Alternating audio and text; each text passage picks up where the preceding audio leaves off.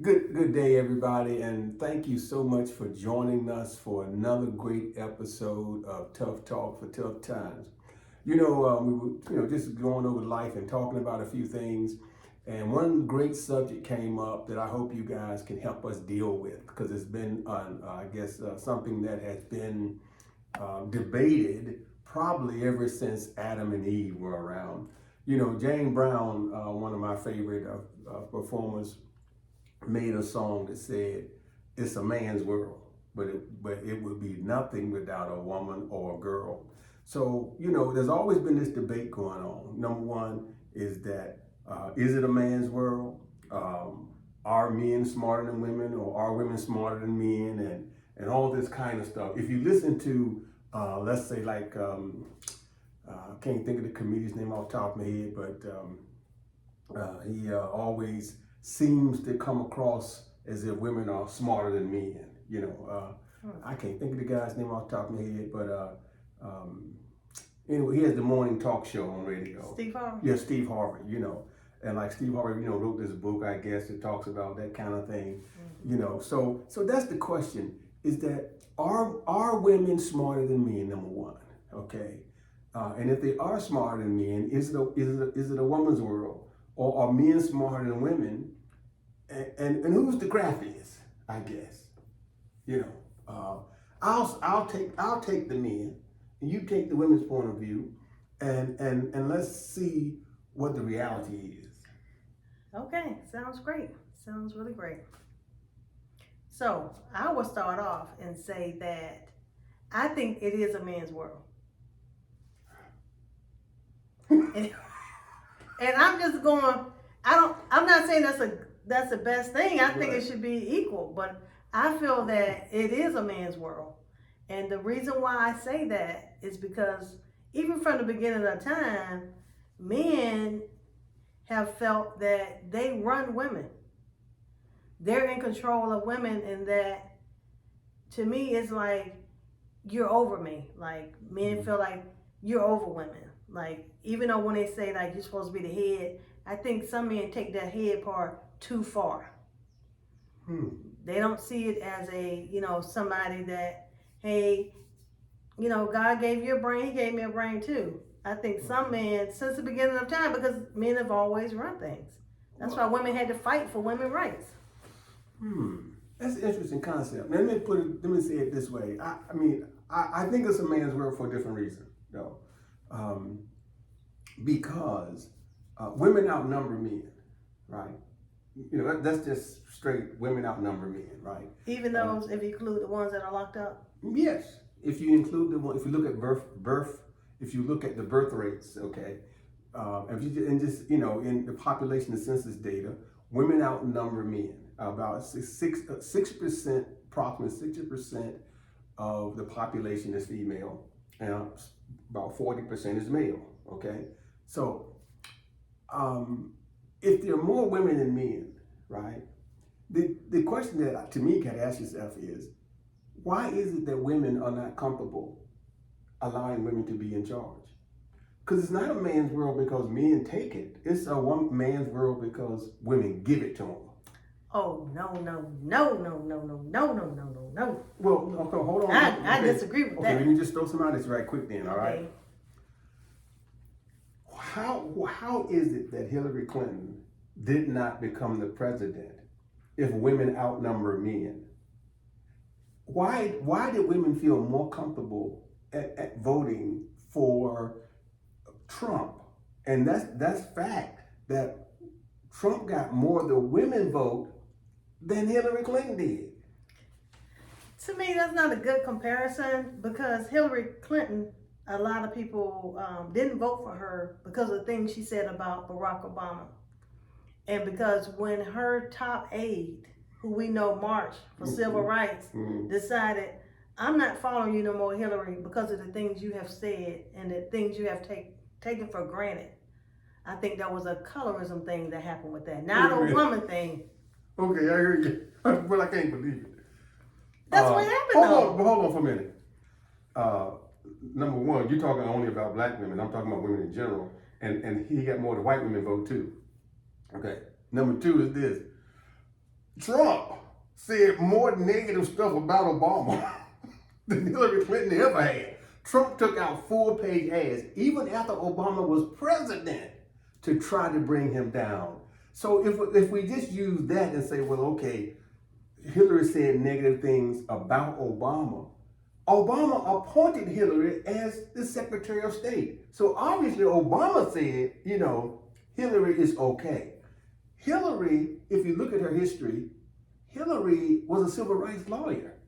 She fought for the rights of African Americans as a lawyer. So I don't know where people get this stuff from that Hillary didn't like black folk, because she fought for black folk. She served under Obama. So why would Obama make her his Secretary of State if he didn't think she was a person that was worthy?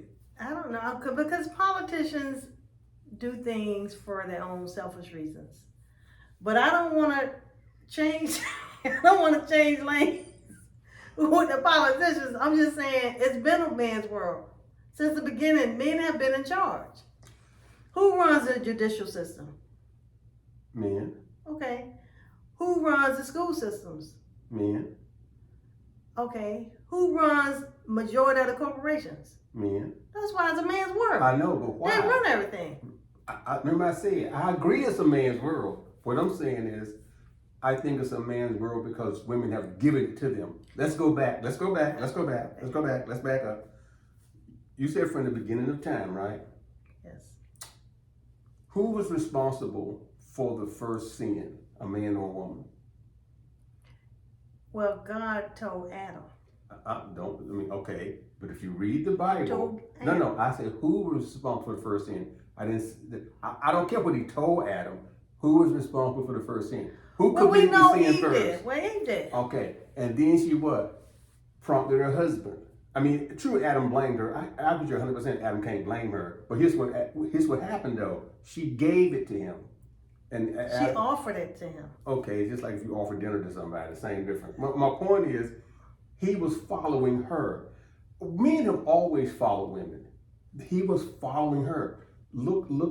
I'm just saying, biblically, men have always followed women. It's true that men did the fighting, but they still followed women because women have power. They have control that they don't necessarily utilize. And so I don't know of a woman, you may be the exception. I don't know of a woman that prefers a woman supervisor. Okay. Do you? I do. I do. I think it's a matter of, see, now we're going deep with the woman supervisor. But as long as it's a good person as supervisor, if it's a man or a woman, I don't think a woman would have a problem with it. But I'm just saying, based on what your experiences are. From my experiences, I haven't had too many women supervisors. Okay. Well, I don't know why that is, but I haven't had too many women supervisors. Well, I have. I can't think of, can I think of even one? I think I've had one throughout my whole career. In my tenure with the federal government, my first supervisor was a woman. My second supervisor was a woman. My third supervisor was a woman. My fourth supervisor was a woman. Actually, I've only had 2 male supervisors in my whole federal career. That's interesting. They were always females. And the females that worked under them always hated it. They were always saying, I wish we had a man. And I don't know, but I remember when I first became a manager, the ladies would tell me, well, I can't believe you were so receptive to our concerns. It's like if a woman calls a woman up and says, I can't come to work because of X, Y, Z, women tend to say to themselves, well, I'm here.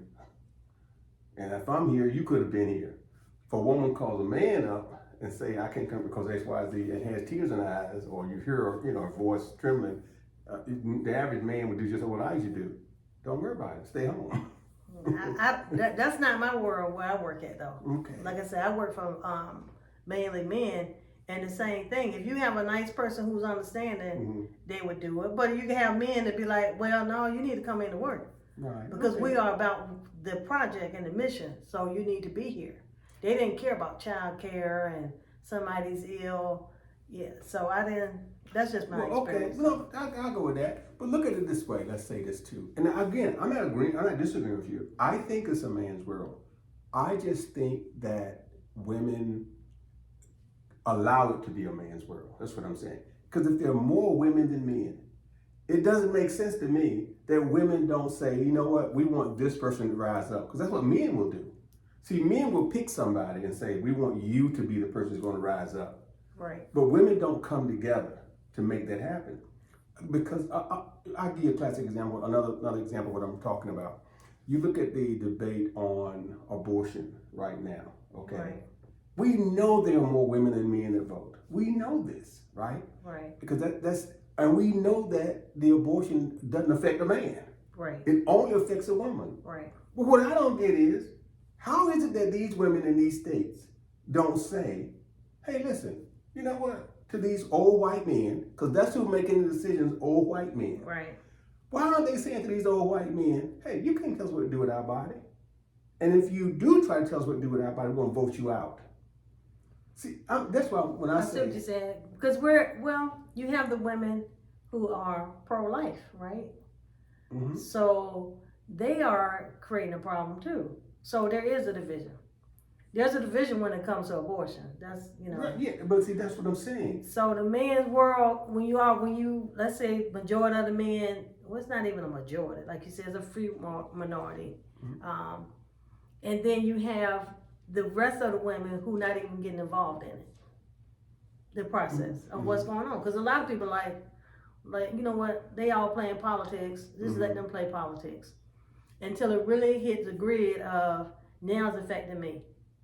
Right, and that's what I'm saying. See, that's what makes it a man's world. Because, for example, I bet you these old white men that said abortions are illegal, if they had an affair and a woman got pregnant, they drive her behind to another state that have an abortion. Right. Well, we know they probably already did that. or they would kill her. Right. So she couldn't do something. So I mean, look at it, and I'm looking from a cultural standpoint as well, right? In the black community, for example, most households, the women run the home. Yes, I agree. And in most households, the women are in charge. Yes. So to me, I'm saying it just seems to be somewhat of a irony that if you run your home, why is it then when you leave the home, you don't see yourself as being the leader? The reason why I say that is because that I do feel that it is a man's world. And women do want to have more power and more authority and more position. Is that when I can only speak for the women in my career field. As you move up the ladder, you have men that feel like she doesn't have a place here. Like when we used to go to board meetings, even for our bosses, all you see was men at the table. You get if you saw a woman there, she was representing her boss from that department. So even though you're trying to get up to that level, let's say SES levels for those who know the government, there are also women SESs, but there's majority of them are men. Well, I mean, and that's true, but that's probably because the majority of 15s are men. Right. But they make. But here's the thing. For example, I remember when I was the finance chief for the Eastern region of NOAA. Okay, there were 5 regions, and there were 2 men. I had the Eastern region. Another gentleman had the Mountain region. The Western region was a female. The Central region was a female, and the headquarters region was a female. Wow. So there were 3 females and 2 males. So, and then here's the irony: the person that was over all of us in Washington D.C. Now he was a male. Okay, no doubt, right? He was a male. So that just really gave some equity there. So there were 3. So when we had our meetings, national meetings, there were 3 males and 3, females. And of course, you brought your staff with you. My senior staff were all females. My senior staff were not males. I had a male when I first took the position over. But, he left for various reasons, a white man didn't want a black man over him, so he left. And the person that came in was a female. And so, but even with that, my thinking is and this is what bogs me down in my, and how I look at, how women operate. And I'm a strong advocate for women being in charge, and they have the capabilities. I just don't understand why they're not in charge. That's the thing. I haven't yet been able to grasp why, if women and women like yourself, who are well educated, strong women, will often say it's a man's world, but at the same time, they're not taking over. That's what I don't get. I just don't get how women in general can allow men to determine their health. See, I don't get that. I don't know how women can allow men to determine their child care availability. I don't get that. I don't get how women can allow men to determine what their children will learn in school, or even their career opportunities. To me, I say this, not to offend anybody, so please don't get offended. But I was listening to Dave Chappelle one time, right? Dave Chappelle was talking, and Dave Chappelle said about, the LGBTQ community. He said, "You all think I don't like you." He said, "That ain't true." He said, "I'm jealous of you." He said, "The reason I'm jealous is this.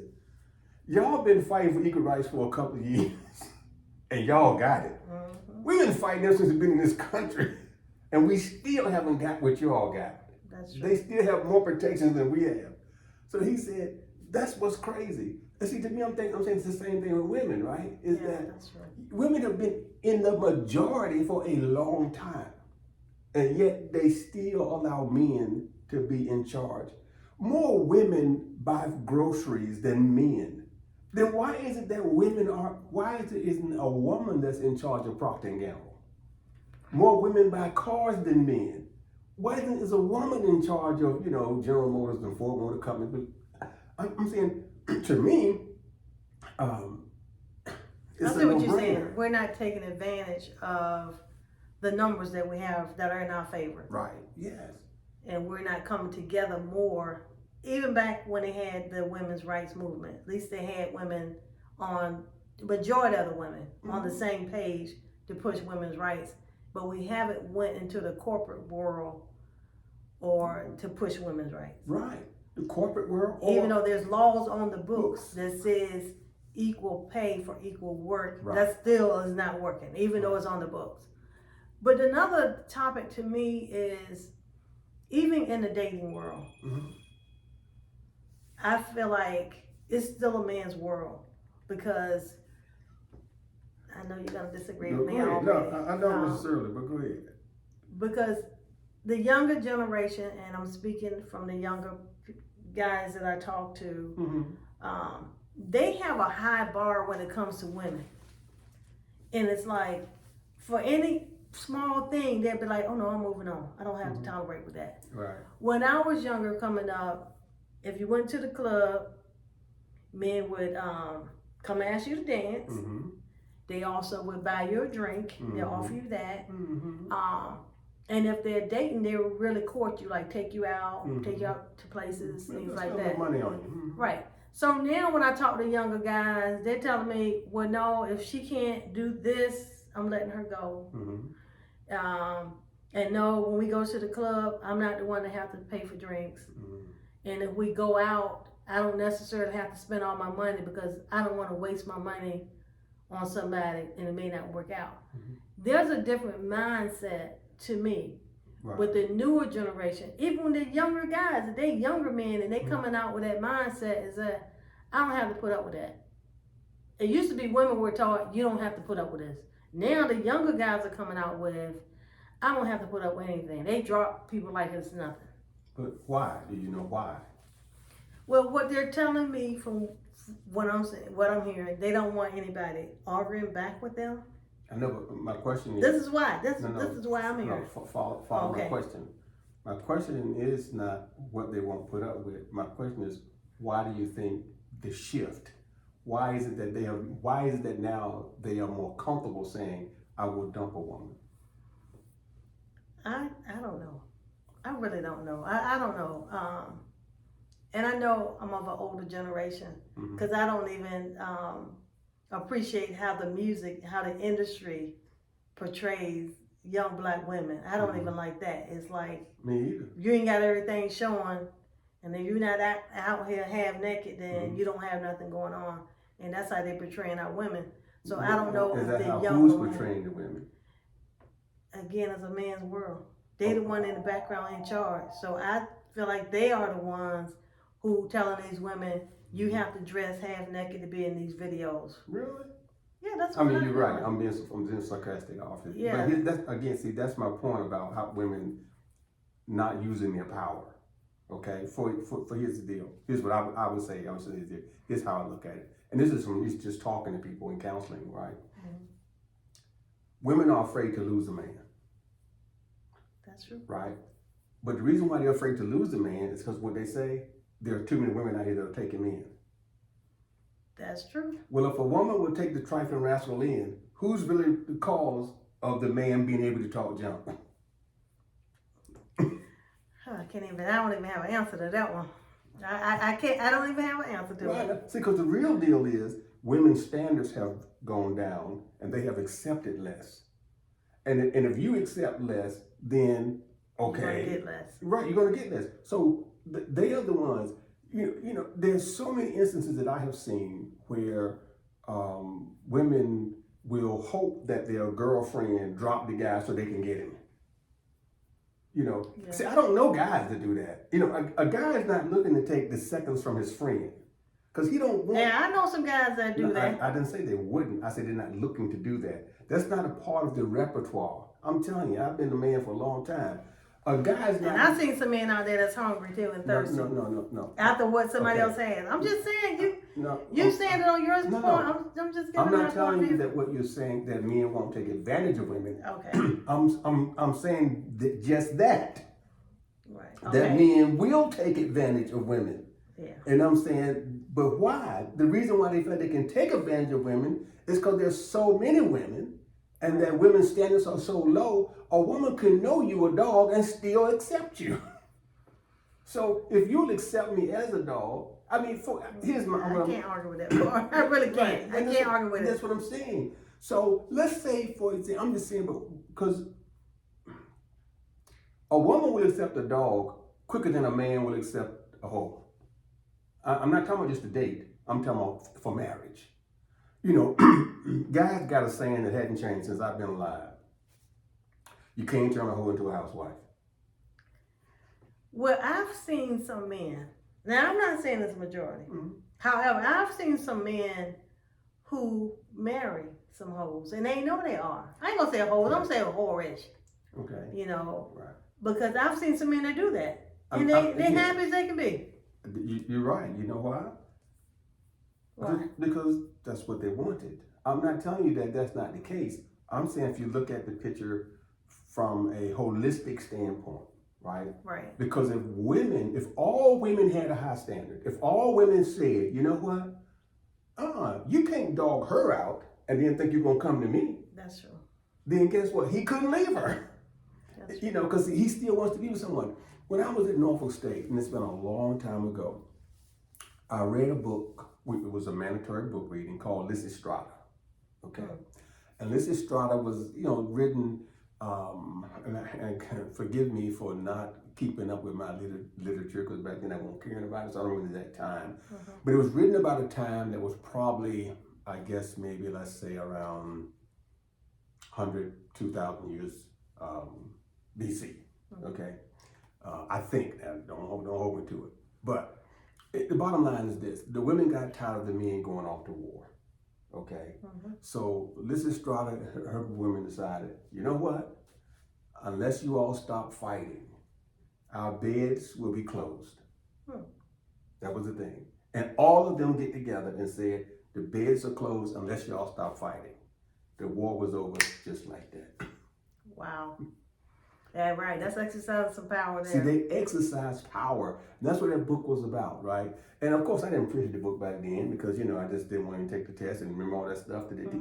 But now that I'm a mature person, and I think the book made a profound statement, and that is that women have the power to be in control, but they don't use their power to be in control.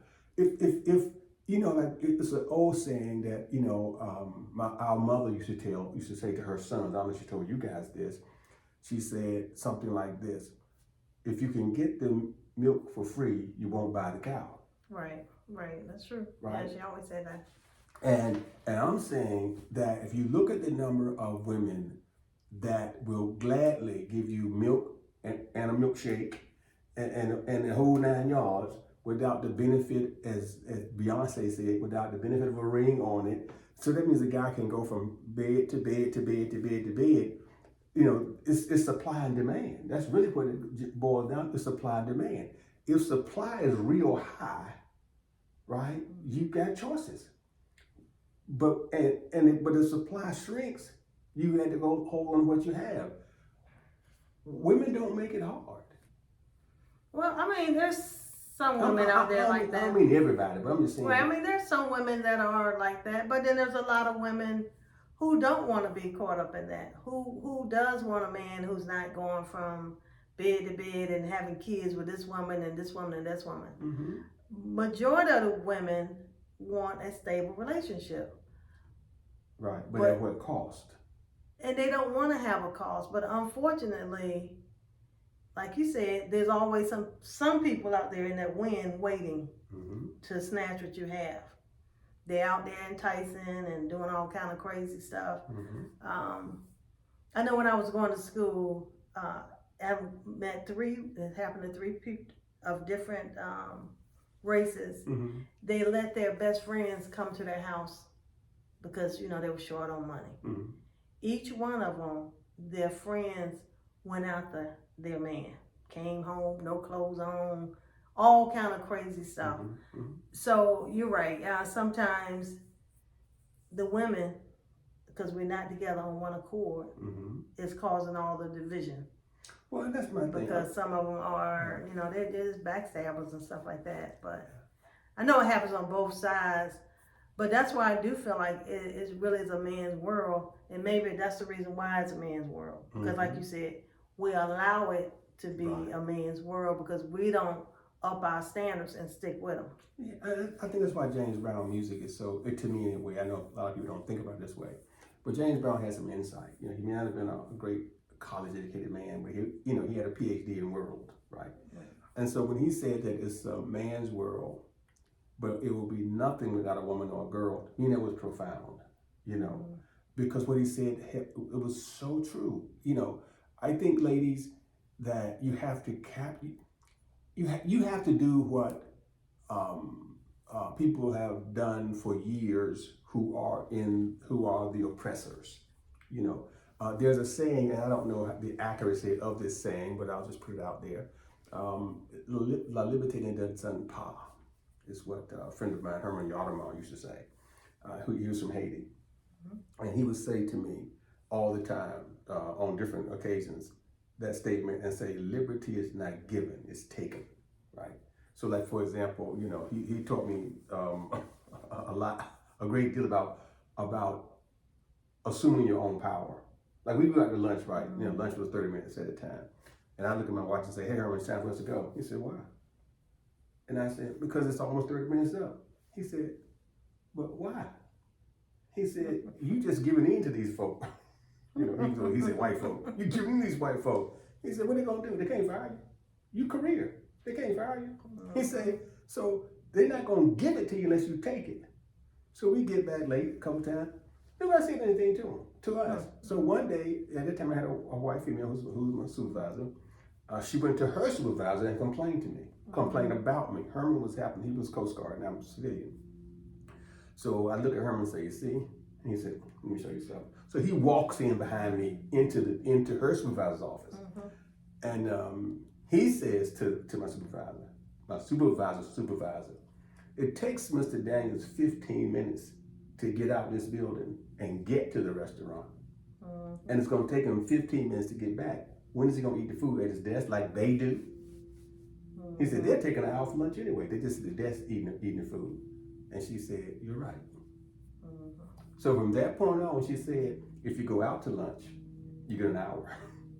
If you stay in, you get 30 minutes. His point was, you gotta take your liberty. You gotta take your freedom. And James Brown again said it this way: I don't want nobody to give me nothing. Open up the door and I'll get it myself. And I'm saying, ladies, to all of you all out there, you have unimaginable power. Unimaginable power. But if you don't take your power, if you don't take that which you exercise your rights. Yeah, if you don't do it, and I mean collectively, one woman can't do it by herself. Right. But if you don't do it collectively, if you don't do it in the political scene, in the social scene, in the cultural scene, the same thing. If women don't like women wearing, the revealing clothes, the question is, well, you're the one raising the daughters. Right. If women don't want guys, and I've said this before, and it doesn't get much headway. If women don't like, men who are dogs, well, who raising them? In most households, women are doing the raising of the kids. Well, you can raise a child. They're going to go out and do what they want because of peer pressure. I think there's two other things that play a major role when it comes to things that people do. What they see on TV. Sure. Mm-hmm. And people do like videos and all these so-called reality shows, and that's all it shows. It shows a lot of people being promiscuous and dressing scanty and going after each other man or going after each other woman, and that's what's being portrayed in the media. And so they're bringing it to their own life. When I go out, that's what you see. You see people acting out the same way you see them on TV acting out in these reality shows. I just think that plays such a negative influence on our younger people. And like you said, you have a responsibility at home as a parent, whether you're a male or female parent, to say, hey, this is just television. This is supposed to be entertainment. This is not real life. But who the kids listen to? They still listen to their peers and what's going on. They figure that's, this is more up to date and you're old, you don't know what you're doing or talking about. But let me drop this in your spirit for a second. The Playboy channel, for example, used to be on cable, on regular cable TV, in this area, and the ministers who were, probably 98% men, and they got together, and they were so adamant about don't watch that channel. It became unprofitable for Hugh Hefner to keep it on. Okay. And it has since come back on, but at that time it just wasn't profitable. Right. It wasn't profitable because no one would watch it, and if no one's watching it, you don't keep it on TV. No advertisement. Women are the predominant watcher of TV. We know this because of the commercials. The commercials are geared to women. You look at the commercials for women's products, the commercials for household products. Those are the predominant commercials. Right. So that's for women. So if women said, we ain't watching this garbage, they would take it off the air. People that talk the most about the wives, the hip hop wives, it ain't men. That's true. The people talking about hip hop wives are women. So women are the ones watching it. Women are the ones that's keeping it on. That's why I say it's unimaginable power that women have. If women wanted to stop the stuff, all they had to do is stop it. All they had to do is say, you know what? We're going to ban, like Black Lives Matter, right? Black Lives Matter was started by women. Yes. What if women did the same thing, but call it Women Matter or something? That's all, Right. That we women matter. And so they pushed that agenda. But everybody black did not, march with Black Lives Matter. Right. And every woman won't march with Women Lives Matter, but it doesn't take every one of them. Right. It just takes enough to scare somebody, true. to say that you're not going to do the product. So, but again, I'm just saying, I agree with you wholeheartedly. It's a man's world. Ladies, I thank you all for letting us be in charge. But I'm just saying, you didn't have to, you don't have to, that you have the power, you have intrinsically what you need to be in control. In fact, I look at it this way. I know oftentimes when people look at the Bible, they say it says that men are in charge. Now, I haven't read that. I know, that's my point. See, it doesn't, right? That's the whole point I'm making. Right. It doesn't. In fact, it says to a woman, you don't have to love your husband. But it says to the man, you have to love your wife, right? That's Christ love the church. It says to the man, you have to supply all of your wife's needs according to your riches. It doesn't say that for the woman. It really puts more onus on the man, right, to make sure that he does what the woman needs, and it puts on the woman to do what the man needs. But what we have done is flipped it, right, and cause women to feel subservient. When, to me, the subservient one is the one that's supplying all your needs. That's the subservient one. Let me ask you something. Do you think men, the majority of the men, run away from their responsibilities? I think, and I say this, with the fear that I'm going to have to fight when I go home tonight, that women train their sons to run away from their responsibilities. And I'll say this too, that my mother, who I love dearly, trained me that way without even knowing it. Yeah. It just so happened that I learned more when I went to seminary. And so it changed how I thought. And this is what I mean when I say that. Our mother required less of me than she required of my older sister, Linda. She will attest to that. And it was, and she required less of my older brothers than she did of Linda, right? So if you do that, if a woman is making her daughter take on more responsibility, for things, then she's really teaching the sons, that, hey, you don't have to do this stuff, and then if you tell them later on, it's too late, you got them in that mode. Just like with my wife, I remember her having my daughter make your brother's plate and put it in the refrigerator because he ain't home yet. Rather than saying, that joker missed dinner, you know what, he going hungry.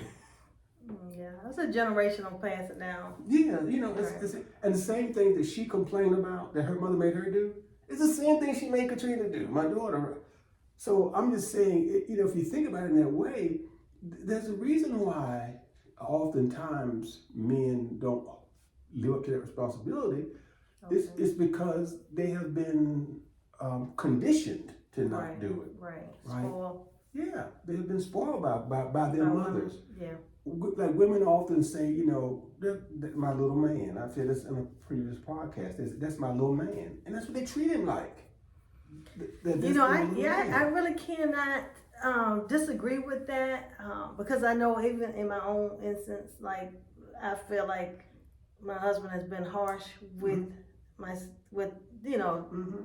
males in the house, and then I had to step back and realize I'm the issue because I am getting in the way of what he sees that's going to happen in the future with them if they don't get their act together. Right, and that's the same thing with my But I had to come to the conclusion and say I'm not helping. I'm thinking I'm helping because I'm like, you've been too harsh. It never stopped. It never stopped in my house. That's why I went to fight to get home, right? It never stopped in my household. It's that nurturing or that mothering feeling is still, it's there. And it's not gonna leave. And I've told my wife several times, hey, listen, it's okay. A man needs to understand these things. Right. So. That's all I can say is, ladies, and I'm not trying to beat you up. I'm just saying you miss a valuable opportunity to make an equitable arrangement in life in general. Your generation may not have it, but you can make sure the generation that comes under you have it, right? So I know we've run a little over today. So any last words that you want to go out and say to the listening and looking audience? I just say, just love ourselves, women, men, love yourselves, and let's treat each other the way we want to be treated. All right. Thank you all so much for tuning in today. And listen, if you like what you see, comment on it. If you don't like what you see, comment on it too. But just be mindful of your comments. All right. Have a wonderful week and enjoy yourself.